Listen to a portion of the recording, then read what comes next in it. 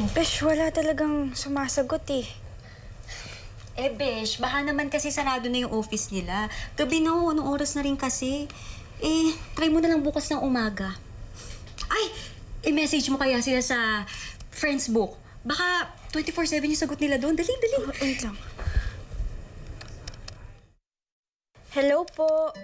Ako po si Angeline Manalo. Magtatanong lang po sana ako tungkol sa episode kanina ni Miss Rosel Abad Montesilio. Baka po kasi siya yung nanay ko. Send. Naku, ayun na ba? Hi, this is the official page of Together Again. Thank you for reaching out to us. We are currently receiving a lot of messages. Rest assured that we will come back to you as soon as possible.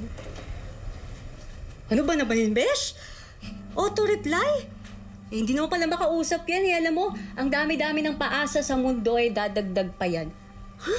Masyadong paasa naman yan.